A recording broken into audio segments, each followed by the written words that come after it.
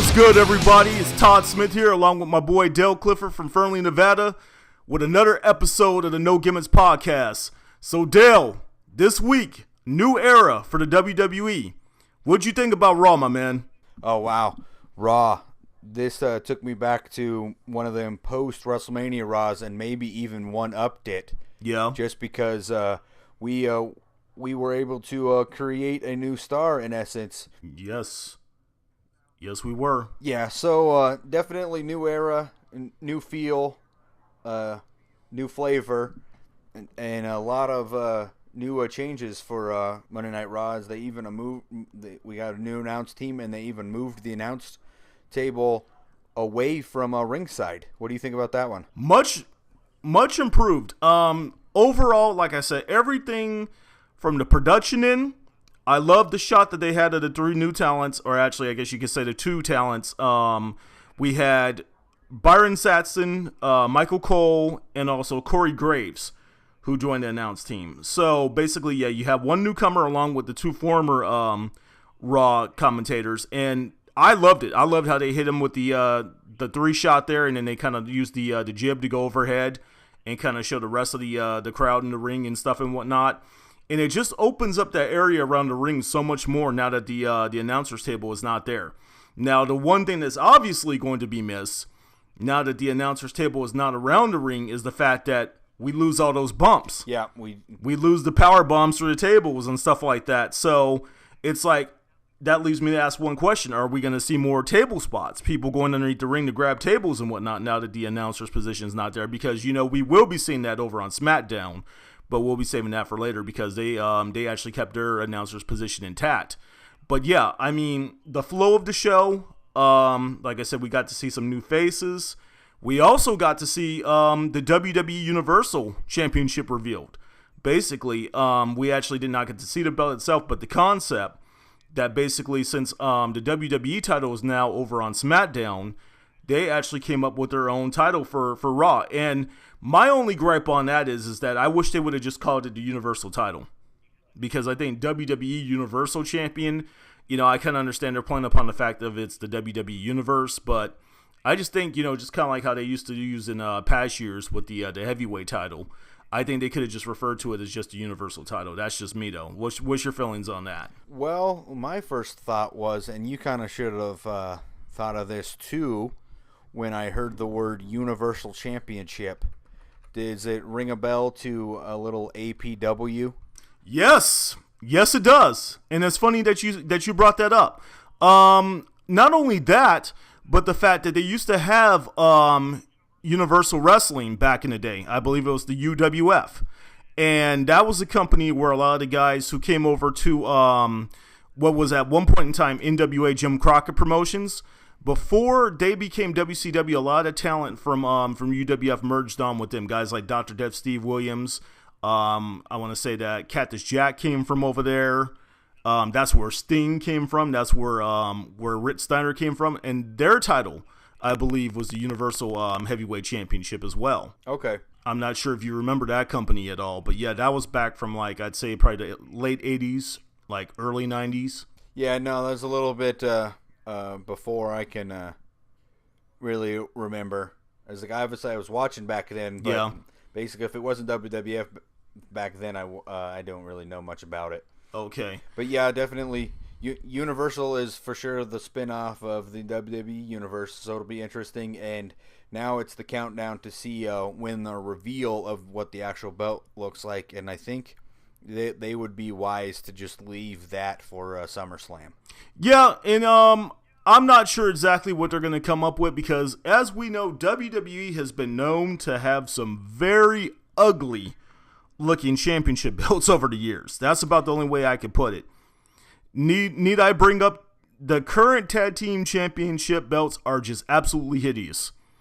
Every time I look at them, I just think of the fact that whoever came up with that design, they must be a fan of copper pennies. Because that's what they look like. I was going to say, it was like the penny. Yeah, it looks like a copper penny, kind of mixed along. I think they kind of have somewhat of a gladiator motif to them. Also need I mention the Divas title. That was kind of a butterfly design that they had going on there. Yeah, so it it's about time for them to come up with something really new and sleek and cool and exciting and whatnot, because the current WWE belt's a good-looking belt. Another belt that comes to mind, that ugly, the spinner title. I understand, because it fit along the, the lines of like with John Cena when he was doing his whole, Dr. Thuganomics gimmick earlier on. So it kind of fit in with him that he had the whole spinner thing going on, like how they have the rims that spin, the spree rail whims from back in the day, but I just said, yeah, it's time for something new and fresh and cool and good looking to come along in terms of WWE titles. Yep. And, as we, now have a new, championship belt for Monday Night Raw, we need two people to kind of battle for it. Yes, we do. Seth Rollins got the free ride because he was the Raw guy that wasn't pinned.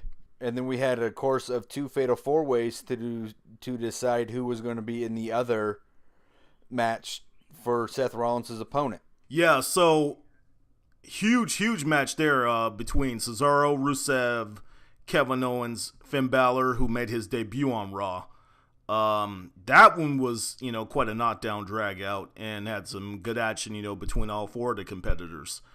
And were you surprised that Finn went over? A little, yes, but not at all was I disappointed in the fact that they are immediately taking advantage of the star that this guy's going to be. Yeah, I mean, I'm just going to say this. I think Finn had star potential written all over him. And I think, it took a while for them to actually bring him up to the main roster, and I didn't think it would take long for him to get thrust into the main event, and get thrust into the championship title picture, but wow. I mean, did that happen fast or what? I mean, the guy, not only goes over in the match, but then, later on, we had another Fatal 4-Way, which featured Jericho, Sheamus, Sami Zayn, and Roman Reigns, where Roman Reigns wound up winning that one, and then we get the match between the two of them later on, in the night. I mean, I didn't expect for Finn to possibly go over twice in the same night. That was huge for him to make his debut on Raw. Yeah, when he won the Fatal 4, I was like, all right, there we go. It was a good start. I was obviously disappointed. Several guys in that first Fatal 4-Way that I would have minded seeing win, Cesaro or Kevin Owens as well. Exactly. And then when it was locked in that it was going to be Balor versus Roman Reigns, I was like, oh, come on, don't. Please, WWE. Don't do this, right? Do not put Roman Reigns in the main event of SummerSlam. Yeah, man. They delivered and they did not. It's like, so we're going to get Seth Rollins and Finn Balor for the Universal Championship at SummerSlam. And I mean, it's just like the WWE is finally getting it.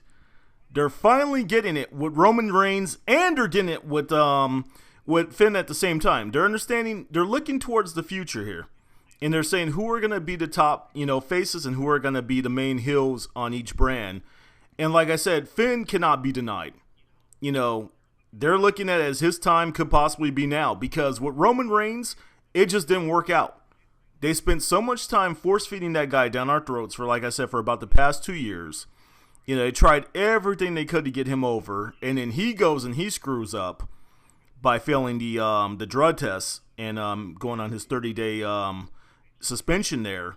And we had heard word, we had caught wind that that he was kind of in hot water with WWE management, especially with Vince McMahon himself. And I'm thinking that it might possibly be true, because I was absolutely shocked that they put Finn over Roman on his first night on Raw. That was just a pleasant surprise, if anything, I could say. Well, here's my thoughts on kind of thinking where Roman Reigns is. Now, remember, it's like he was the guy that was pinned at Battleground, and he also lost to Finn Balor. Exactly. So whatever you can say about a guy that gets pinned in back-to-back nights, even though it was technically the main event of both Battleground and Monday Night Raw, you still got to remember he was the guy that kind of jobbed out to Dean Ambrose and then jobbed out to Finn Balor in the main event. Yeah. That's what they call it. They're jobbing him out, man. They're jobbing him out. He's in the doghouse right now. And he might stay in the doghouse possibly over the course of the summer and well into the later part of the year too. They might possibly give him, kind of like cut him a little bit of slack and let him get some wins in the early part of 2017. But yeah, Roman is he's down right now, man. He is down. One more thought, and before we shift topics here, I just wanted to get a quick thought on the SummerSlam matchup between Finn Balor and Seth Rollins. What do you think about a double turn? I love it. I absolutely love it, Dale. And that's very great, that you thought to bring that up right now, because I look at it this way. It solves two issues. One, it finally gives the fans what they want. They finally get to see interference from Anderson and Gallows on the behalf of Finn Balor. He turns heel, thus forming the Balor Club on the Raw brand. And we alluded to this once before with Seth Rollins. How many times has Seth Rollins came out and given a promo and the crowd just can't help but get behind that guy? Right. They're sitting up there eating, out of the palms of his hands, but then him being, a good heel and doing what he's supposed to do. What does he do? He turns it back on the fans, and then he tries to draw heel heat, and usually that winds up succeeding. But my whole thing is, they couldn't get it right with Roman Reigns. They tried to force feed him to us, tried to make him a face. That didn't work. He needs to be turned heel as well, but we already know that as well. But yeah, I would love to see that. I would absolutely love to see a double turn where Seth becomes face and Finn turns heel. I love to, because I think Finn could also continue to be marketable as a heel. Oh, absolutely. I think he would probably explore the whole demon thing a little bit more. Because when he was part of Bullet Club, when he was the leader of the Bullet Club over there in Japan, along with Gallows and Anderson, he actually, what we're seeing in WWE is a watered down version. He can't do a lot of the stuff that he's doing because of copyright reasons, but this guy would come out dressed up as, wearing the body paint of Venom, of Spider-Man. Punisher. I think I saw him do the Joker, the Punisher. Yeah, he did some really cool stuff. And the other thing is, like I said, one thing that's absent from Anderson and Gallows is the fact they wore the face paint and all that along with him. I think something's been missing from those guys. Like I said, they're finally beginning to show a little bit more of their personality. But I would absolutely love to see that, and that's good. I'm glad you brought that up, Dale. I'm glad you brought up the fact that Anderson and Gallows used to have the face paint, and it would be interesting to see if that's kind of how they make the Balor Club different from the club. Is that they allow all of these guys to go into the face paint. Yes. I like that. I like that a lot, man. While we're on the topic of world title matches and whatnot, let's talk about Charlotte versus the Boss, Sasha Banks. Yeah, and a huge surprise shock to this one is that they decided on a Monday Night Raw to flip a major championship. Yes, they did, and this got a huge reaction from the crowd. The crowd absolutely loved this. It was time to get the belt off of Charlotte. Charlotte, I think, went about as far as she can go as the women's world champion for right now. The whole storyline with having, Dana Brooke on her side and whatnot. She also turned on her father, Nature Boy Ric Flair. I think it was time to give Sasha Banks the title. Because Sasha she's so good in the ring. She's got that connection with the crowd. And she came back hot after her injury.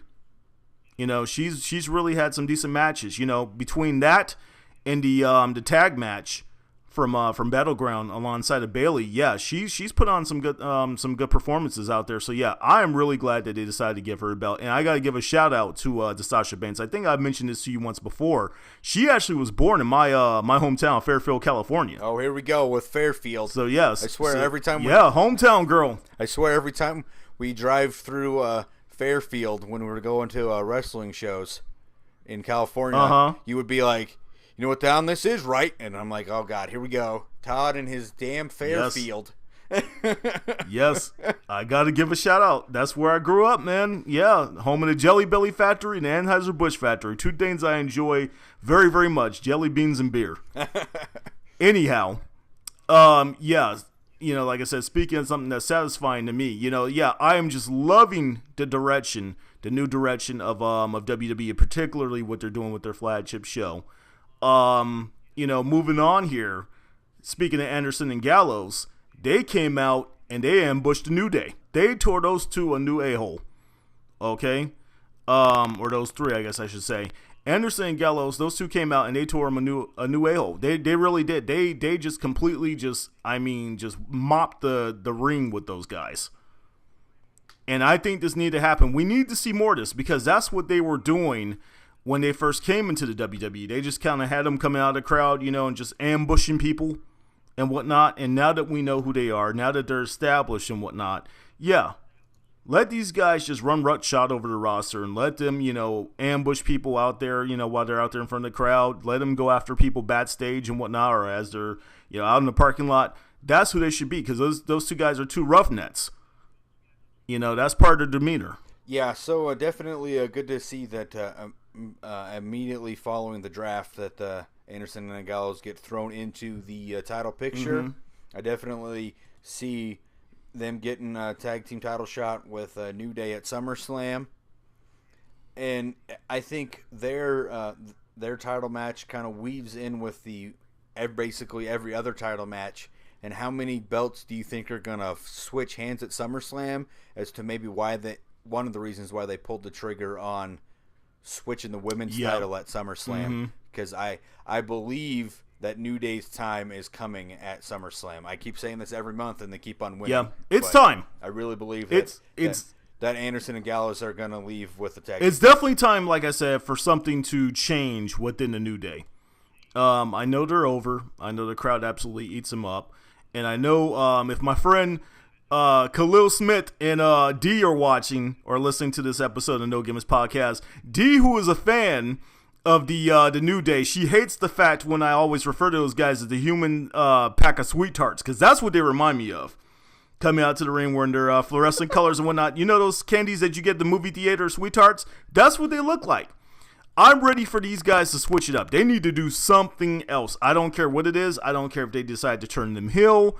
I don't care if they decide to switch up the membership a little bit and bring in someone new in. Something new needs to happen with that group because, like I said, I just think they've grown stale. I think they're just as stale as their cereal bootios. That's just me, though. And like I said, it's time for Anderson and Gallows to really get some more shine. Speaking of something shining. Speaking of shining. How about that segue? So Enzo and Cass faced off against the Shining Stars. The two guys, Epico and Primo from Puerto Rico. Now these guys debuted. I want to say how many months ago was that at this point? Probably about maybe going back 2-3 months ago. Probably around the time when we begin this podcast, right, Dale? Well, we started seeing their promos back then. They've had one match in the course of time. And I believe we could hear crickets. That had to have been one of the most uninspiring things I've ever seen. And I'm saying that, okay, because usually I don't say the whole, best thing ever, worst thing ever. Those guys came out to such a cold reception from the crowd, saying that the crowd was dead. That was an understatement. Like I said, I literally could have went out there with a bag of tats that I borrowed from the guys from over there in TNA, the Decay. And I could have dropped all those tats on the floor, and I literally could have heard all of them dropping and hitting the floor. That's how silent that crowd was when those guys debuts against the enhancement talents from a couple of months ago. And if you look at it from when they came back on Monday night, not really a whole lot has really changed with them. And I don't know. It's kind of a shame both of these matches a little bit because you had Enzo and Cass who have been so hot for lately against the Shining Stars, and it was kind of I think a little bit of a down moment for Enzo and Cass to kind of be in that situation, and then really for the match to be kind of tossed aside by more comedy antics of the Golden Truth in their attempt to catch Pokemon. Yeah, I mean, but that tells you something right there, though. And it's basically saying they're challenging Enzo and Cass because they're so exciting and they're so fun to watch, and Enzo is just gold. That guy is so good on the mic. They're saying, okay, so you guys are obviously over, so can you guys help us out and try to get these two bums over? Okay, and if that wasn't good enough, like you said, you throw Golden Truth into the midst. But like I said, I don't think anyone really cared about those two guys, Epico and Primo, throughout that whole entire match, really. Yeah, again, definitely does not seem like this latest repackaging is going to work again for them either. And it is a shame for these guys because they are both talented wrestlers. Man, they can just not they can just not find a place. I think on the WWE roster. Maybe they need to go back to NXT and actually work as a tag team down there and build up some actual fan credibility first before they keep getting repackaged on the main roster. I could not agree with you more. I truly could not agree with you more because, the next step for them, basically, like you said, if not developmental, it's out the door for them. Now the great thing about it is these guys are related to Carlos Colon. I'm not sure how familiar you are with that name or not. Carlos Colon runs IWA Puerto Rico and whatnot.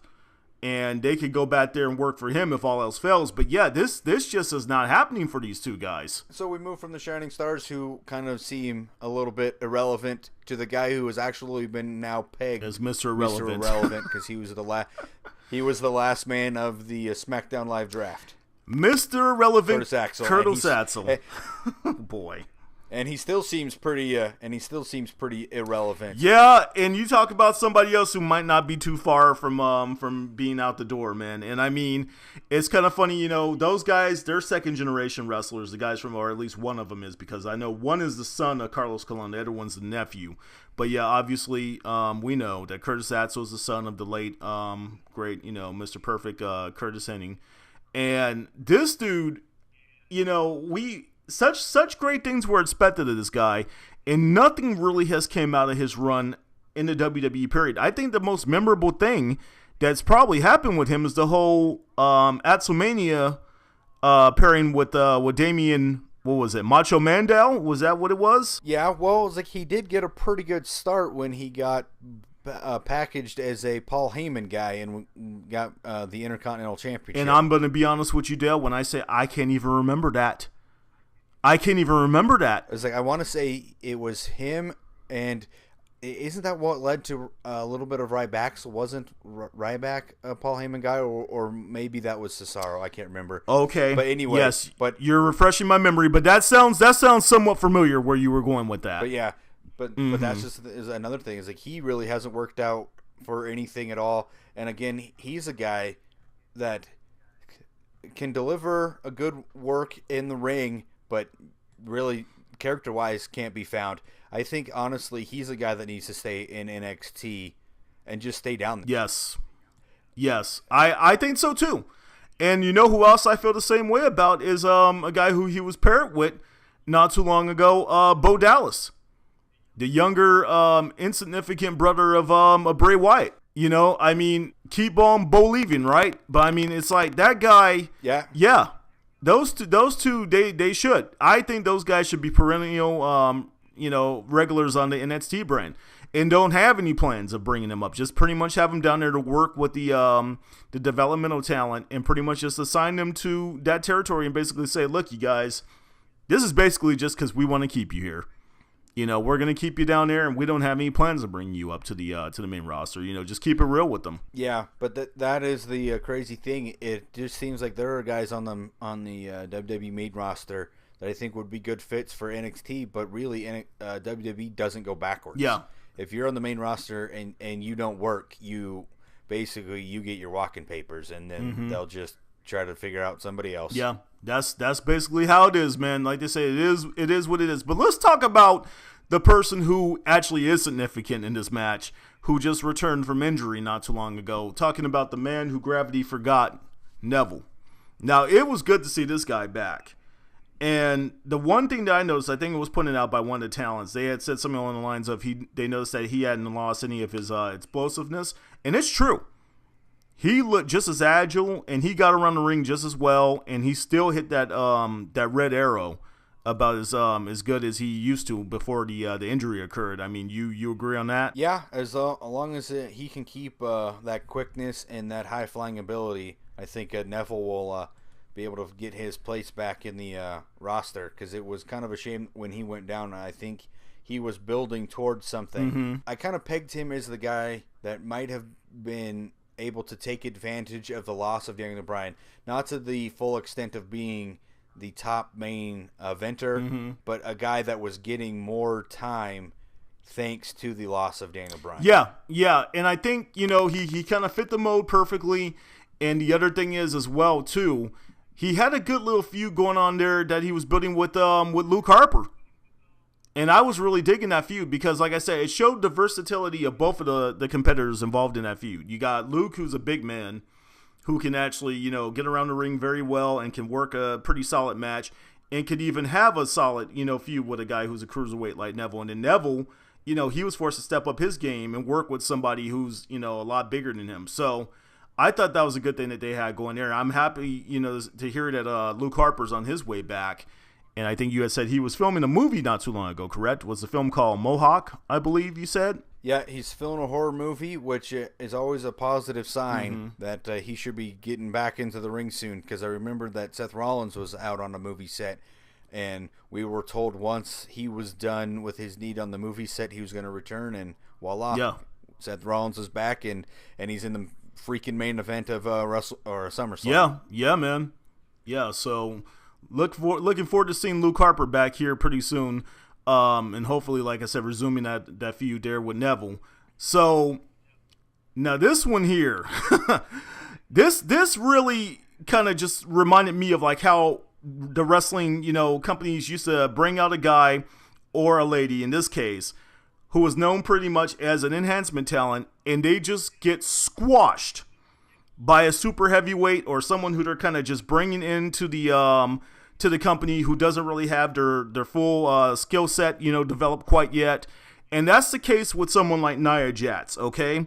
You called this when we did our mock draft here from a couple weeks ago. You said that Nia Jax was going to get drafted. And I didn't think she was going to get brought up during this past year's draft. But my whole thing was they put her against Britt Baker, who I'm not familiar with. I'm not sure if she's worked with the WWE before or not, or another company under a different name. That is a pure squash match. And it's amazing how squash matches can do wonders for the talents who they're trying to put over. You got Nia, who's just absolutely just huge. And she literally squashed Britt Baker like a bug. I mean, there was hardly any offense whatsoever out of Britt Baker. And it gives Nia a chance to get out there, even if it's for no more than just a couple minutes, get her exposure in front of the crowd and also in front of the camera and whatnot. And like I said, slowly but surely as she becomes more comfortable in the ring, we're going to get to see her featured in some longer, more in-depth matches. Yeah, and then obviously that basically pretty self-explanatory there is like Nia Jax versus a Britt Baker as with the kayfabe word that we like to call jobber. And then basically then another guy that got repackaged and is now solo from the Wyatt family, Braun Strowman, with a new haircut and I don't really know if the attitude is new, but it definitely is a new build and maybe going in the right direction this time for him to kind of be that monster that maybe they were hoping for, and he got also another jobber. So, Dale, I don't even know if they even mentioned his name or not. Call me a hypocrite if you want, because just a couple weeks here ago on the No Gimmicks podcast, I was making fun of Braun Strowman. Yes, I am doing that from very far away from wherever Braun Strowman's at, behind a microphone where he cannot get to me. That guy is a legit 6'8" and weighs 377 pounds. And there actually have been some clowns out there who have been mocking this guy on social media, not because he looks like the guy from Revenge of the Nerds like I did, because I had another friend co-sign on that. I know you won't, Dale. I know Matt Vichinsky won't, because you guys are always saying how the people I say look like someone really don't. But I got a co-sign on that one, that guy looked like Donald Gibb, the guy who played the character Ogre from Revenge of the Nerds. So where I'm going with this is, this dude came out on a Monday night, and he looked like the Viking Lord. I want to say his name was Radnark or something like that. He was one of the characters from that show Vikings. Okay. That comes on the History Channel. Have you ever seen that show? No, I've heard about it. But I can buy a Viking character look for him. It's definitely a switch from the hillbilly Wyatt. I dig it. I completely dig the new hairstyle. Like you said, it's basically now, the same exact intensity and the same exact, force that he used as a member of the largest member of the Wyatt family. But now it's lesser backwoods hillbilly. It's more just like, I am just a huge guy and I'm just going to run through everyone. About the only thing I did not like about his appearance, and they did actually have a little slight segment there with the guy. I can't remember the enhancement talent. But they're sitting up there interviewing this guy before the match, and it just cracks me up because, like, I think it was Byron Saxton who went up to him and asked him, like, if he thought he had absolutely any chance whatsoever pretty much surviving out there with Braun Strowman. I was like, this is funny to me. This is absolutely funny because I'm just curious to see what this guy is going to have to say. And it just almost kind of came off as like, you know, kind of like when someone, before they get executed, they ask him, what's the famous question they ask him? Any last words? That's what that reminded me of. And he just went out there and he just absolutely brutalized that dude. And he finished him off with the, I think it was a face first choke slam.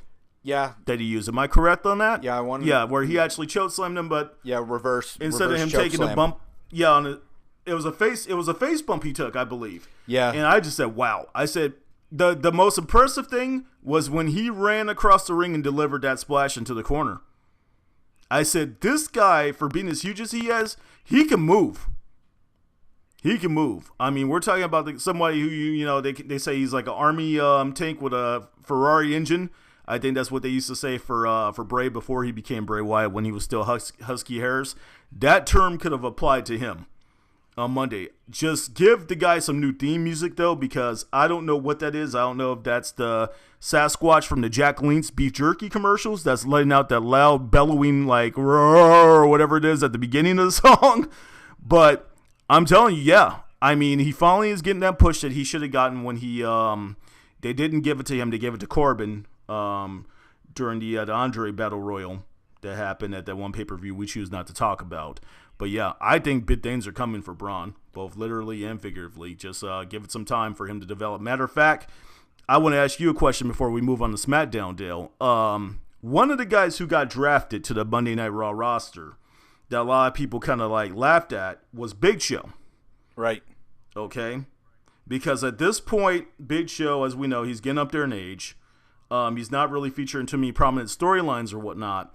But I said to myself, the more that you put this guy in matches, referring to Braun Strowman, against someone like Big Show, against someone like Kane, or against someone like Luke Harper, these bigger guys who can work, it's just going to help him improve. Yeah, I can see and that. I'm thinking that might have possibly been one of the reasons why they had Big Show over there. They said, look, this guy, you know, we've had this discussion before. The old guard of the big men, those guys are all hitting their late 40s or early 50s. It's time for them to move on, basically, to the next phase of their careers, whether it be working backstage for WWE or retirement or whatnot. Guys like Big Show, guys like Kane, guys like Taker, guys like Mark Henry. Those guys are old.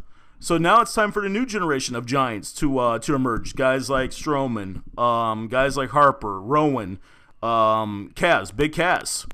Yep. You know, so yeah, it'll be interesting to see how this guy, how he develops. It truly will. But now we're gonna jump on over to SmackDown Live. SmackDown has gone to a live format on Tuesdays, and not quite the impact I would say that that the first Raw of the new era, you know, really had, but still a pretty good offering nonetheless. Wouldn't you say, Dale? Yeah, it was a pretty good show. I definitely will know, though, that it seems that once you kind of get past the people that made up the six-pack challenge, minus Randy Orton, who wasn't in it, I don't know how much other star power that there is in SmackDown. We got The Miz, but so maybe 8 guys at the top end of SmackDown, and that is about it. Definitely, you can can see how their roster is definitely a little bit weaker than Raw, which is unfortunate considering that I thought a lot of what was coming out of the whole 2 live shows and the draft was to kind of make sure that SmackDown was a show worth watching, and right now it maybe because it's live and it's got the unique roster, but is it really any different than where we were before? Is there any must-see TV on SmackDown right now? Yeah, you know, it's kind of funny because I would say the only must-see thing that really is on SmackDown really kind of distinguishes is the fact that right now they are the brand that has a world heavyweight title and Raw does not. And yeah. But Raw definitely has the star power. Right. And speaking of and Raw's going to correct that problem here once they get the WWE Universal title and they bring that into the picture. But yeah, for right now, I mean, you basically, like I said, you've got the WWE World Heavyweight title, and people are going to tune in, to check that out and see, possibly if that title is going to change hands, whatnot, because you don't have tag titles. You have the IC title, but like I said, I know where we are on this. We agree to disagree. I know you're a Miz guy.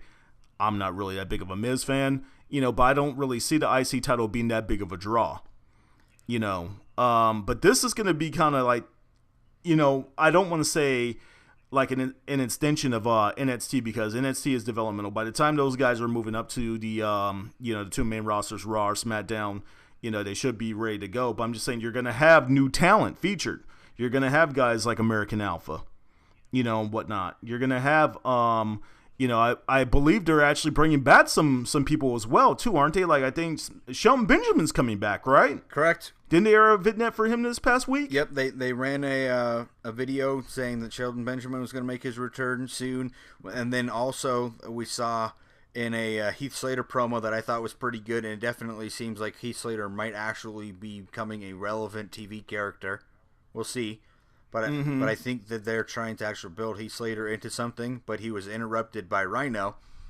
So who absolutely just speared him out of his boots, or gored him out of his boots. Let me use the correct term there. So I'm interested to see, though, if that becomes a match in itself and Heath Slater is no longer a free agent, or if basically Heath Slater was just used to bring in Rhino. I hope that something comes out of Heath Slater. I always liked Heath Slater. Kind of felt like he has been one of the many misused guys and never really gotten over. He definitely has an interesting way about himself over the mic, just because he's got that different pronunciation and sound to his voice. He's got that West Virginia thing going on. Yep. He's from West Virginia, I believe. Yeah, same place Mr. Randy Moss is from.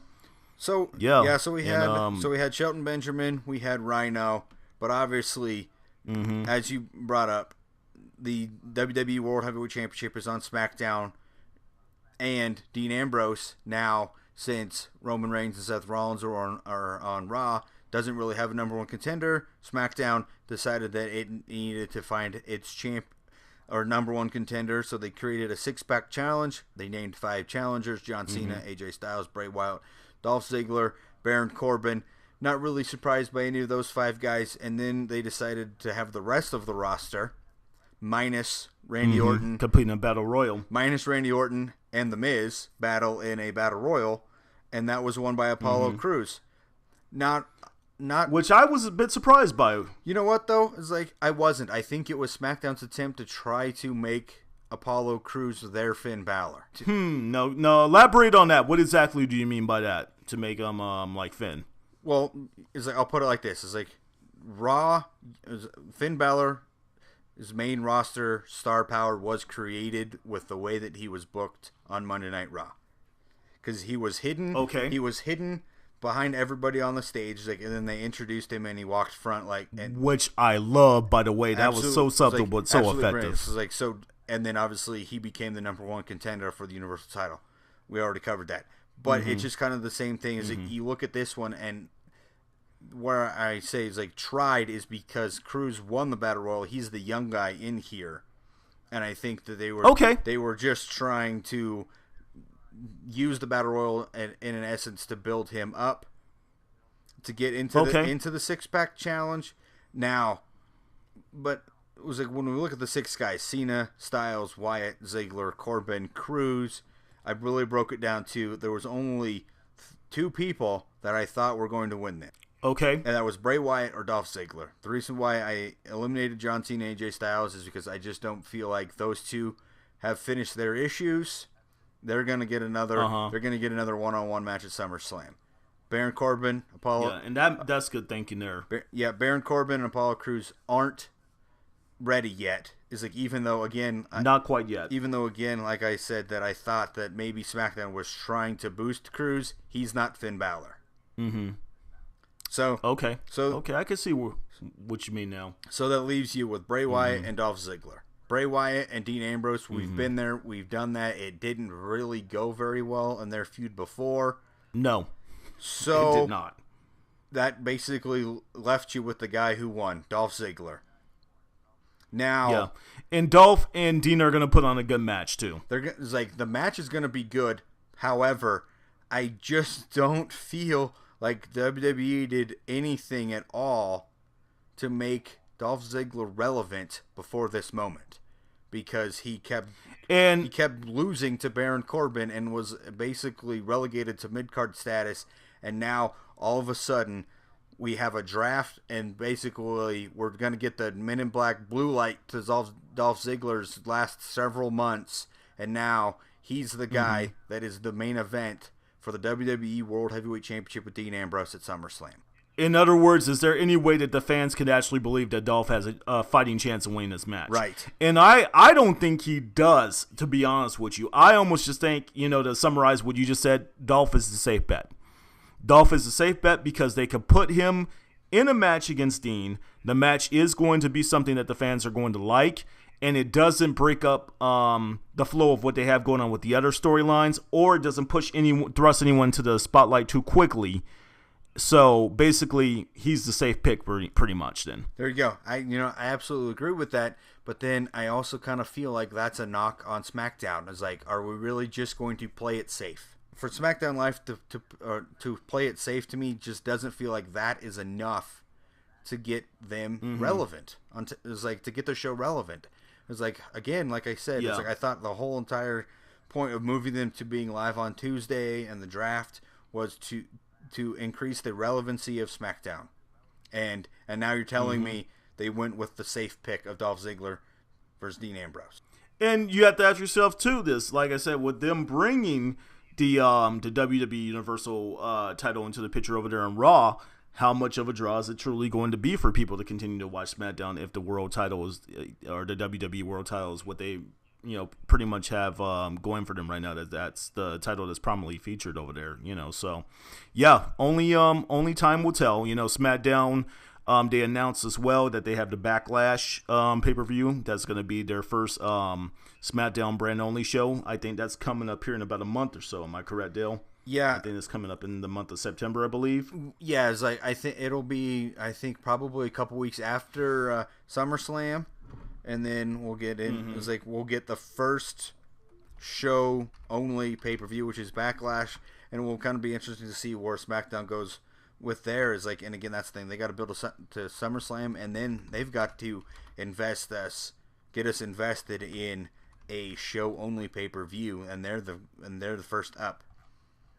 Was it one other big thing I'll hit on that happened at on SmackDown, and then we'll hate to interrupt you real quick. That show is on September 11th, Dale. Okay. Backlash. That's when they're doing it. It's going to be live from the Richmond Coliseum out there in Richmond, Virginia. Alrighty, there we go. Cool. Yeah, but thank Wikipedia for that one. Yep. So again, that will just be a couple weeks after a SummerSlam. So definitely will be interesting there. And again, it will be the first show only pay-per-view since the draft split.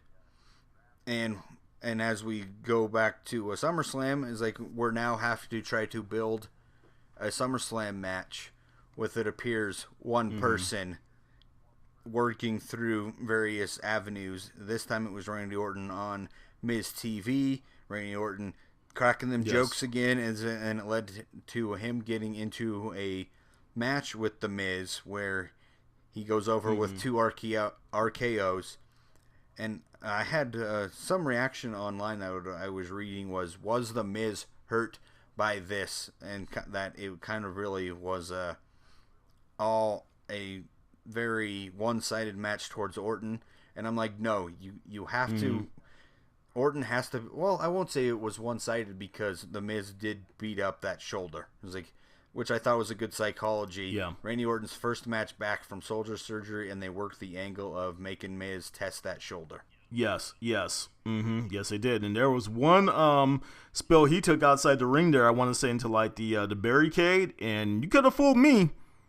He could have fooled me. Maybe he was just working it really well, but I just said, I hope that dude didn't go out there and re-injure himself right after coming back after being off for 9 months.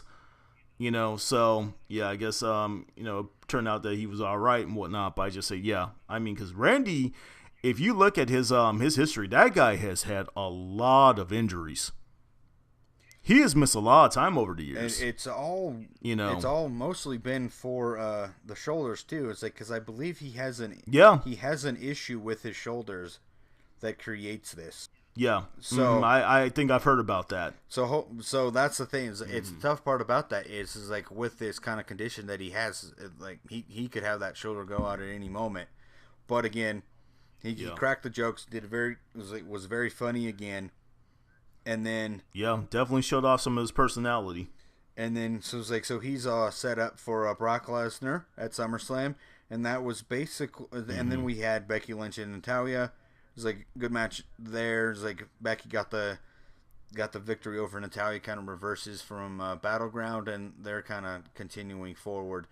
But the one thing that a feud I can care absolutely less about. I just have to say that. But it also goes. I mean, it also goes like this though too. It's like the same thing can be said. It's like the women on SmackDown and the tag teams on SmackDown. What the heck are they battling for? Nothing. Pride at the moment. Pride. That's it. Pride and pretty much just be competitive and put on the best matches out there for the viewers. Because with there not being any titles in the picture, there really isn't much more than that. They've got to correct that. They've got to introduce a women's title for SmackDown. They've got to introduce a separate set of tag belts as well. We are tight on time, so we're gonna hit. Let's go on down to the developmental territory of WWE NXT. I'm just gonna run us through some stuff. I was like, I'm gonna run us through some things, and then you can pick up on one of the things you want to talk about. I'm just gonna run us through the show. We had Sounds good. We had Nakamura versus Wesley Blake. Because we have Wesley Blake and Buddy Murphy are now battling back and forth as former tag team partners about trying to one-up the other, and neither can actually get any wins. Nakamura, of course, beats Wesley Blake, like no duh. Awesome new theme music for Wesley Blake, by the way. That's all I have to take away from that. Other than that, he almost got his head kicked off into the front row by Nakamura. Anyway, moving on. Then it was made official that at the NXT's return to Brooklyn, we're going to get... for the NXT title, Samoa Joe versus Nakamura. Very excited about that one. Wow. WWE, you done done me one proud. Oh, yeah, absolutely. That one is going to be very good. Very good. Excited about that one. And again, NXT delivering with a huge time NXT title match. It's like I don't think they've ever disappointed in their NXT title matches, which is kind of what you want. It's the main title on your show. It needs to be the vocal point, and it almost seems like every time that we have a title match, it's one that you could chalk onto that list of dream matches of sorts. Is like as we've built up through the ranks of the NXT title, because I know at some points there at one point we had Bo Dallas versus Neville. Not now as exciting as seeing nowhere near the excitement of seeing Finn Balor and Samoa Joe, or now Samoa Joe and Nakamura. And then also it's like going yes. And then again cannot wait we go for back that. to Cannot wait. how we had the Wesley Blake Buddy Murphy battles. Buddy Murphy decides that he says he's going to take out the guy that is the perceived front runner to win the CWC, making his NXT debut. Good luck to him Kota on that one. Ibushi, and you know what? Buddy Murphy did not succeed. Ibushi goes over. No surprise. And again, I definitely think Ibushi, he's one of maybe two guys that you have to think are going to win the CWC. And that little sarcasm, that was directed towards Buddy Murphy, not towards Kota Ibushi at all. Kota Ibushi is a phenomenal young talent from New Japan Pro Wrestling, and I'm going to go on record and say this. As much of a fan as I am of Shinsuke Nakamura and as much of a fan of his work, Kota Ibushi is going to establish himself as the biggest Asian male talent in all of the WWE. He's going to surpass Shinsuke Nakamura. He's a more complete wrestler. He's quicker. He has a power game. He can do it all. He can high fly. He can take you to the mat. I love when I'm seeing out that guy in the CWC, and Buddy Murphy pretty much just served the purpose of a glorified punching bag. So, and then we got Billy Kay that versus guy's Santana something Garrett. else. I think Billy Kay going over. This is kind of a look at two of the NXT women that I think we're going to start seeing a little bit more of. with some of the recent moves to the main roster of some people. Yes. Then we saw the women's division got gutted from NXT pretty much. Absolutely. With all the women they brought up then to the main roster during the draft. A tag team match that featured TM61, Thorne and Miller versus another as like a jobber tag team. So basically, it was just a chance to get TM61 over and more exposure to the NXT audience as they kind of establish themselves as one of the NXT tag teams. Look for those guys to emerge and to eventually defeat the Revival for their tag titles. It's gonna happen. Just give it time. Those guys are studs, both of them. For TM61 to take the tag team championships from Revival, that means Revival's gonna have to get through Gargano and Ciampa. I think they will. I don't think Gargano and Ciampa are going to take the belts off them. I honestly don't think so. I like that tag team, but this is something I'm going to bring up real quick here. Was it you who had mentioned that Johnny Gargano signed a contract with WWE? No, Gargano and Ciampa both have WWE contracts that I thought were pretty similar in the fact that they could work independent dates as long as nothing was televised. Okay, because I wasn't sure. Maybe I misheard or when I took the information incorrectly. I thought I'd heard that Gargano had signed a deal with them. I hadn't heard if it was confirmed if Ciampa had signed like a longer deal with them or not. They signed basically the same terms of the deal on almost the same day, I want to say. Okay, all right, because that was part of my basis for why they wouldn't get the titles. Okay. So who knows? Maybe they will. Yeah, if not the same day, it was within the same week, and the terms are pretty similar. Okay. And then one last match that we had was No Way Jose against the guy that we've seen several times before, but basically he's just kind of an enhancement at the moment, Steve Cutler. No Way Jose. Steve Cutler from the Monster Factory. The Monster Factory out here in the Northeast New Jersey produced that talent there. I love me some No Way Jose, man. That guy is just so talented, so entertaining and whatnot. And like I said, I'm glad to finally see a little bit more of his aggressive side. And I think Austin Aries working with him is going to help him improve his skill set in the ring. Yep, and he laid down a challenge to Austin Aries, so I think we're going to build that one to the return to Brooklyn as well. And then two last quick things, because it was like we're done with the matches. We know that coming up this week, we're going to see the in-ring return of Hideo Itami, long awaited from an injury. About time. And the in-ring NXT debut of Bobby Roode. So another huge week of NXT coming up. About time to both of those. That's all I can say. About time, long overdue for Hideo Itami, who's been out for well over a year at this point with a shoulder injury as well, too, correct? Yeah, it was shoulder surgery. Yeah, and Roode, who we've just been waiting on forever, who's been with them basically since the NXT TakeOver Dallas pay-per-view weekend is when they showed him in the crowd, I'm pretty sure. Yeah, so we've been waiting on both of those guys. But yeah, so there you go. It's like we kind of encompassing this NXT shows that NXT is kind of getting itself some talent again. It's like Ibushi's debut. It's like Roode's debut is coming up next week. Itami is returning. So even though they kind of lost some big stars in American Alpha and Finn Balor, and then Mojo Rawley, it definitely seems like NXT is going to be able to pick up the pieces and continuing to be a pretty solid product every Wednesday night. And now they're all. And one last thing I'm going to mention too before. Go ahead. Go ahead, Dale. I was just going to say, and now they're the only thing on Wednesday nights now that Lucha Underground has ended. Underground is in break. Exactly. They're on hiatus until season 3 begins. But as we're talking about how the talents are being replaced for the men's roster, also for the women's roster as well. I'm not sure if you caught this or not. There was a promo that showed kind of a shadowy figure standing in front of a moon. That's a vignette for a new female talent who's going to be debuting here in the not too far future by the name of Ember Moon. Okay. She was known as Athena out there in the Indies. Now, I have not actually seen her work, but I have heard nothing but positive things about her. Young African-American woman, supposed to be tough, supposed to be very athletic in the ring. And I heard that, yeah, she's definitely going to be a talent and a force to be reckoned with. Possibly could challenge Asuka for the women's title, at some point. So, yeah, so that's another strong addition to the women's roster there in NXT.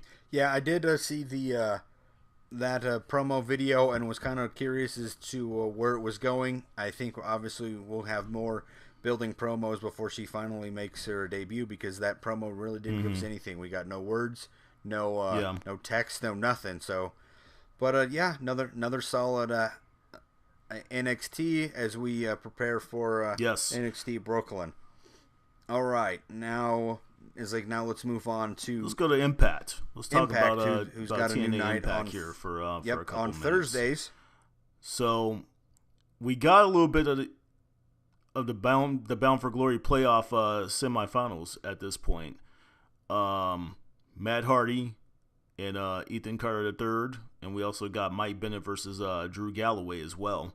What do you take from those, Dale?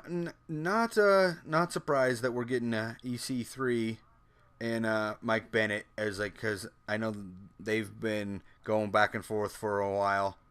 Definitely still trying to figure out what is going on with Drew Galloway, and Galloway's gonna turn heel. I'm telling you, that's what's happening there. It's just so bizarre. Obviously, bizarre, pretty good word for broken Matt Hardy, but he's got the issues going on with Jeff Hardy. It was like where he's supposed to be trying to.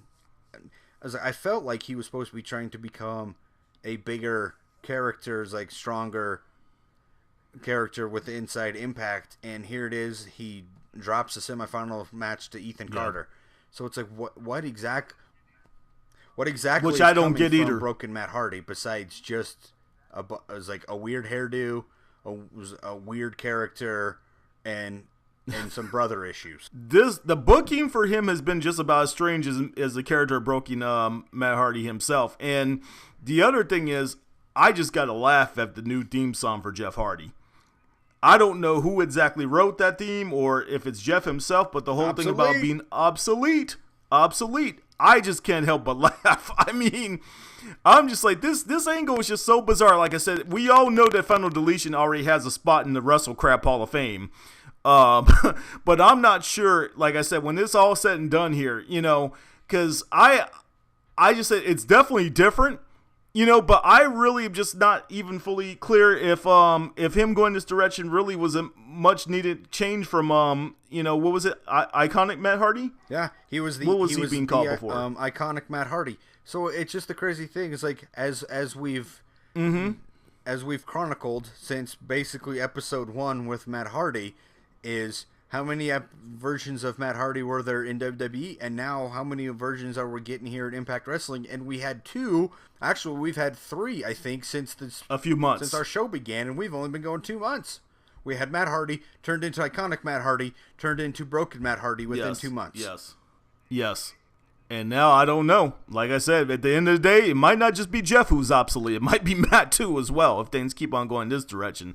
So anyway, moving on. So Gail Kim versus Madison Ring, some action from the Knockouts division. What's your take on this one, Dale? It was Madison Ring trying to get one over on Gail Kim to try to get at Sienna for the Knockouts Championship. Gail gets the win, so I think Gail kind of stays right there at the top contender spot for Sienna as we look to try to find a new Knockouts contender for what is Maria's number 1 suitor in Sienna, who currently has the Knockouts Championship. And then obviously, all right, so we had the in-ring debut of Moose. It was a jobber, basically squash match. Moose looked pretty good. And borrowed Kevin Owens' powerbomb onto the edge of the apron as well. I'm liking that he's using that there. When he debuted as well to Eddie Edwards. So, and then DJZ stepped up and took his opportunity as being the number 1 contender for the X Division Championship. And he stepped up and challenged Lashley. I like that. To a ladder match. Was unsuccessful. Lashley was able to retain. So it's kind of interesting to see what I think you're going to kind of see now as we're working through the Bound for Glory playoffs, is that Lashley's now going to kind of work the X Division for a couple weeks until we get that new number 1 contender for the world title. Yes. Love the spot there where he went underneath the ladder and actually picked up the ladder while DJZ was standing on it. I said, that dude is so strong, it's almost scary. But I will say this. I will state this for the jury. I did not believe for one frame of a second that DJZ even had a chance of walking out of that title match successfully. I didn't believe it. How does this one compare to when Jeff Hardy in a ladder match with The Undertaker on Monday Night Raw? You know what, Dale? That is such a fair comparison there. I like that there. The thing is, though, Jeff walked out of that match looking extremely strong. And when Taker walked up to him and kind of gave him props after the match, I almost kind of felt like I said, that was a shoot there. That was a shoot. He actually gave that kid props because he showed so much heart and he showed so much tenacity during that match. During this, it was kind of similar, except for we didn't quite get the cosign from Bobby Lashley after the match, but it did make DJZ at least, kind of show some sort of heart and some sort of guts, by actually stepping up to the plate. So yeah, very good comparison out of those two matches. Yeah, and I remember that match vividly. Jeff got absolutely destroyed, but it built him in the long run, though. All right, we had one more match. We had Monsters Ball for the tag team titles between Decay and Bromance, and I actually thought for 1 second that Bromance was going to walk out of Monsters Ball with the tag team championships. I thought so too, and especially with all the tease of the whole dissension between Decay, because of the whole thing with Rosemary just pretty much bailing on them and leaving them to go hang out with Bram out in the woods and talk about the cat who died and talk about how she fell out of a tree and talk about what happened to her in the barn. I said, this is some strange stuff. I don't know who is writing for TNA these days. Is it Marilyn Manson?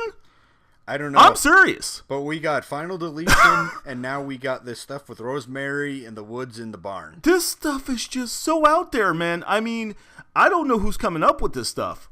It's dark. I like the fact that it's dark, and it's definitely like a bit macabre.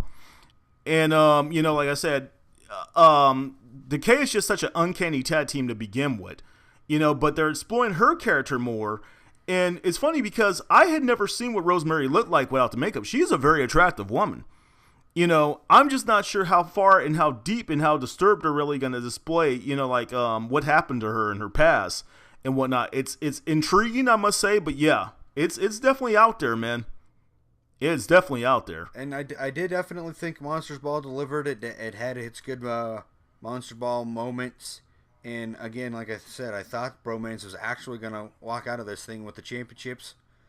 But so it was so credit to all four of those men for being able to get it to that point where you actually thought Bromance could tackle Decay in a Monsters Ball. So I hand it to all four of those guys for being able to get that point across and make you feel like there could have been a title change in that match. And if you feel differently to that, you're what, Dale? Hit the button, Dale. Oh, I don't have it. You're a dummy. Yeah. Dummy. Yeah. It's growing on me. It's growing on me, I must say. I could not stand it at first, but I like Eli Drake. Eli Drake is just so good at being a prick. He reminds me, you're the one who brought this up, that he reminded you a bit of Mr. Anderson. Am I not correct? Yeah, I thought he was I believe they're a new Mr. Anderson. Yes. This guy, he's talented. He's talented, like they said. I think even James Storm referred to him. He's got the size. He's got the look. Don't know what's up with the whole Thunder from Down Under sleeveless tuxedo look he's got going on there. I like the Jordans, though. The Jordans almost kind of look like the ones that I wear. But yeah, the dude, he's got talent. It's a cool little gimmick. I see he's even got some T-shirts out there now with it on it. I think you said you were even thinking about possibly picking one up. Didn't you say that? Yep, ProWrestlingTees.com has a couple. ProWrestlingTees.com? Yep, that I was looking at. Definitely, it's got the one that says dummy with multiple arrows. It's so I don't really know about that one because that one can bring some heat onto you. Then I know that there was also one that had Eli Drake's face and it said dummy, yeah. So we'll see. I definitely like it. I was always a huge fan of it. I definitely think he is kind of, let's say, the reason why maybe I like this is what's also another comparison. Obviously I compared him to Mr. Anderson, but could you say he's now currently Impact Wrestling's The Miz?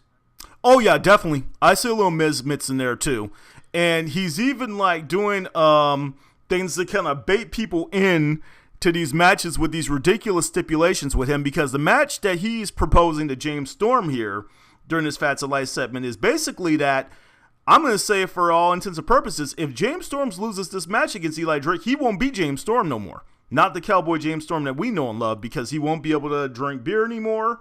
He won't be able to ride down to the ring on his little motor cooler thing he has. He's basically going to be just kind of like a watered-down version of James Storm. And James Storm has not really done much of anything since returning from his little hiatus. No. From when he made his appearance over there in NXT. Yeah, I mean, the guy's just making a whole lot of money to basically just kind of flounder around on the roster. I mean, this is about probably the most interesting program he's worked since he's been back in TNA. Yeah, it is definitely, as we have discussed with James Storm, very interesting with him as to why he didn't venture out to NXT. But that's the thing, is like Impact for some reason stepped up and they were willing to pay James Storm more than WWE did for him to come back, which is very rare for them to be able to kind of cover a WWE interest employee. But you know what? They also got Moose. I think WWE had some interest in him, because I know that Moose, I believe, is friends with Apollo Crews, so he had an in right there. It's like, okay. And Impact Wrestling was able to steal. You could say steal. I don't really know how high the interest was, but Impact Wrestling was able to secure. There we go. Well, I'll say that, secure Moose. I'm not trying to start any rumors or anything, so I'm not going to say what I heard, but I'm just going to put it out there. I have received word from a friend of mine that Moose had some legal trouble in the past that might have prevented him from getting signed by the WWE. That's something I had I think I even read at one point in time, that he had some sort of a I almost want to say it was like a domestic dispute or something like that. And that the WWE caught wind of that, yeah, and that might have stopped him from getting signed. But like I said, I don't know all the facts on that, but yeah, I just had to put that out there. Very interesting. Yeah, definitely. If there's some legal stuff, you definitely think WWE's probably going to stray away from that. All right, that will do us for Impact Wrestling, and we'll move on to Ring of Honor, which had a very big match this week that was supposed to originally be the entire length of the show. Was supposed to be. They him-hawed around, had the Bullet Club come out, attack Kyle O'Reilly, take him out, take down his shoulder, and then we have somehow some very well programmed replacement matches. Yeah, standby matches, right? Yeah, standby matches, as they called it, that seemed very well programmed. It's like we had Tough Guy Inc., Tough Tim Hughes and Brutal Bob Evans versus War Machine. War Machine wins, and basically was a squash. They got confronted by this new tag team called Shane Taylor and Keith Lee, which I don't even know if they have a name yet. I think they're referring to them as the world's largest tag team. Those two guys are absolute behemoths. But yeah, they were on standby for the run-in, by the way. Right? On standby for a run-in. Yeah. Uh-huh. Yeah. We've now seen them for the past 2 weeks. First time, though, I saw them real quick is I kind of thought that this is Ring of Honor's version of the Authors of Pain. Those guys look like they could eat the Authors of Pain. Those guys are huge. The one is 350 pounds, and the other guy's about 6'2", 6'3", about 290. They are humongous. The one thing that you'll get from most Ring of Honor talents is the ability to do almost anything in the ring. As we've seen, it's like they can go over the top rope. Yes. So that's the big thing to me, is like, give me Shane Taylor and Keith Lee over the Authors of Pain. I'm right there with you. Any guy who is that big and can do like I said, 6'3", about 290, and can run and jump over the top and do a suicide dive. That's impressive. Then we got a tease of the Briscoes versus the Young Bucks, which I want to say that one of the Briscoes said it was the first time that I think it was the IWGP Junior Tag Team Champions or Junior Heavyweight Tag Team Championship against the IWGP Heavyweight Tag Team Championships. First time in Ring of Honor, I want to say. Oh, first time in Ring of Honor. Okay, that could very well be true. Yeah, that could be true. So that'll be a very good match for next week. And then one other replacement match that we got was Cheeseburger versus Will Ferrara. And again, while we're going on to this weird thing about these were just supposed to be standby matches, we get Cheeseburger versus Will Ferrara, and it gets interrupted by the cabinet. How is this on a standby? By a standby promo. Right, a standby promo that then turns into Cheeseburger and Will Ferrara calling out Moose for help. Yeah. So another standby run-in. Moose just happens to be on a standby. Oh, man. So Moose did some double duty this week. Yeah. And one of them was in a standby mode. But it was but obviously we saw him on Impact Wrestling and we saw him on ROH. So very, very surprising there. That's kind of what you get when you get pre-taped recordings, which is what Ring of Honor is at the moment. Yep. Thing we love about pro wrestling. Sometimes we just have to allow for our intelligence to be insulted. Ain't that correct there, Dale? Yep. But to the match at hand now that we thought was going to be the entire hour, should have been the entire hour. The match was a good match. Would have been a great match had it been the entire hour. It was Kyle O'Reilly versus Jay Lethal for the ROH World Title. Kyle O'Reilly dealing with what they were calling a separated shoulder from the aforementioned beatdown by the Bullet Club. Yeah. And then definitely we saw some new looks and reactions from Jay Lethal through this match. And then kind of at the end of it, he definitely seemed very, very upset with the referee. What's that I'm smelling? Am I smelling a face turn? I think I'm smelling a face turn there. Yeah, because it definitely comes off that way because you definitely get a guy who definitely was not acting like a heel. Nope, not at all. Because a heel isn't really going to... He's not going to care about the well-being of his opponent. Yeah. And then he's not going to be upset when the referee doesn't stop the match. Yeah. Yeah, he showed some sympathy, and he didn't come out to the ring with Taylor Hendricks or Troop Martini either. So, yeah, I think Jay's about to head in a different direction. But he was still labeled as being a part of House of Truth. But that's the thing. It's like, well, definitely will be interesting to see where we're going. I do know through some spoilers of following Ring of Honor's Twitter that at some point over the next couple weeks, I don't know if we'll see it on TV, but at some point we're going to. Jay Lethal is now a bald. Yes, he is. You stole the words out of my mouth. I was going to mention that. I was going to say, yeah, speaking of going in a different direction, Jay decided to go against the grain with his hair with some clippers. Yeah.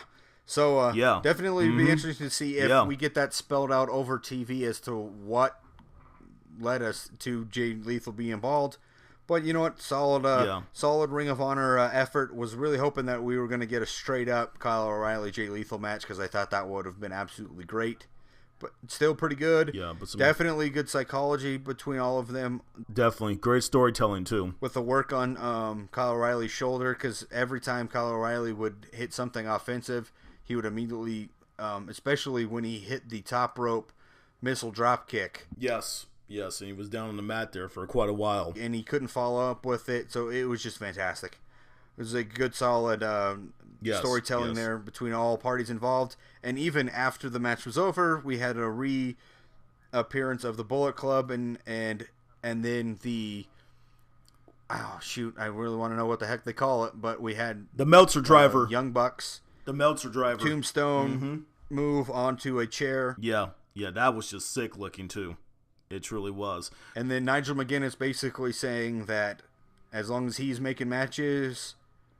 Adam Cole would never, ever fight for the Ring of Honor World Title again, so it'll be interesting to see where all of this goes out. Very good programming from Ring of Honor, and definitely some stories to follow up on there. So that basically wraps us up for our week in review of our matches from all various promotions.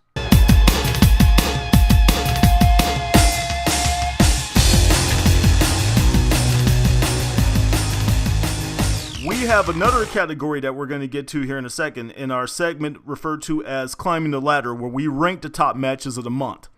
So we definitely felt that there were definitely some great matches from Ring of Honor, WWE, Impact, Lucha Underground. So we're going to start our way down at number 10, and we're going to go all the way up to number 1 spot here, and we're going to rank all the matches that we felt really stood out from the past month of July here. So Dale, set it off for us. What was match number 10 on our Climbing the Ladder matches of the month? Number 10 was the first week of the CWC. The main event from that night was Kota Ibushi versus Sean Maluta. Yes, sir. Definitely delivered with that one. At number 9, I'm going to go with Sasha versus Charlotte for the women's title, post-Battleground from last Monday night's Raw. Can't go wrong there. All right, let's go to number 8. let's go with Lashley versus Eddie Edwards in 6 Sides of Steel. Yes. Which was the double championship match. Yes, and that match, of course, was interrupted, and they had to follow up the next week. But yeah, that was definitely the more solid of the two offerings. At number 7, the match we were just talking about not too long ago, Kyle O'Reilly versus Jay Lethal for the ROH title from this past week. And now it's like, let's bring in a little bit of Lucha Underground. At number 6, we had the Mac versus Cage at Ultima Lucha Dos. Yes, one of the few matches that stood out from a very lackluster Ultima Lucha Season 2. I really, really enjoyed the season, but I thought that Ultima Lucha Dos was really quite a letdown from what it could have been. Don't you agree there, Dale? Yeah, I definitely thought they had some moments there that could have been a little bit better. When they flipped Pentagon Jr. to Pentagon Dark, I kind of thought that actually meant he was going to beat Matanza Cueto, but anyway. Me too. Get us to number 5. But we do have another match from Lucha Underground, from Ultima Lucha Dos. Johnny Mundo, Jack Evans, and PJ Black, collectively known as Worldwide Underground, versus Phoenix, Drago, and Aerostar. I think it's the Fire and the Fury or something like that. The Fire, Space, and the Fury or something they're referring to those guys as. Yeah, for the Trios title from Ultima Lucha Dos. That was a very, very solid six-man match there. And number 4, let's go with the Revival versus American Alpha. 2 out of 3 falls for the NXT Tag Team Championships. The most solid offering that those guys had to offer, I think, out of their few matches that they had, definitely. Going back to Lucha Underground once again, this was built as a dream match, and for reasons that I don't want to spoil too much of what happens in Season 3, but we pretty much knew that Ultima Lucha Dos was going to feature this match and that Ray was going to go over, unfortunately. I would have loved to have seen Puma go over here. It was just kind of weird that Puma kind of was the one who was left standing in the ring in front of all the fans, acknowledging the fans, even though Ray won the match, and he just kind of disappeared off into the crowd. I thought that was kind of strange how they put that, but still, excellent offering out of those two nonetheless. Yeah, that one sure delivered. And real quick, wanted to bring up, I was like, how kind of disappointed we were with Ultima Lucha Dos, and yet we have 3 matches in our top 10. Right, 3 of the matches on our top 10, right? But that's 3 out of how many hours worth of action? 4? Yeah. So 4 hours. Yeah. And number 2, let's go with Finn Balor versus Shinsuke Nakamura from just a weekly NXT, which was the last appearance of Finn Balor on NXT. Pay-per-view quality match there. Awesome match. Without question.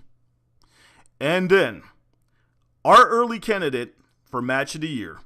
Owens versus Sami Zayn from the WWE's most recent pay-per-view, Battleground. This one absolutely stole the show. Like I said, I think it was JBL who said somebody called the sheriffs because these two guys just stole the show. Awesome performance out of these two. Sami Zayn, looked like he hurt himself during the match, but he just continued on and showed his heart and showed his tenacity and worked through it and came out with the victory over Kevin Owens. So that's just a rundown of the top 10 matches from the past month of July. Dale and I, this is what we do. We can sit up here and talk about wrestling all night, but unfortunately, we're going to have to wrap this up. We're running out of time. So thank you for joining us on another episode of the No Gimmicks podcast. Please visit our YouTube page, subscribe to our channel, like us on Facebook, and follow us on Twitter. And also look out for my LinkedIn updates, usually coming on Monday afternoons. For Dale Clifford out there in Fernley, Nevada, and for myself, Todd Smith, out here in Bristol, Connecticut, until next time around, y'all take care.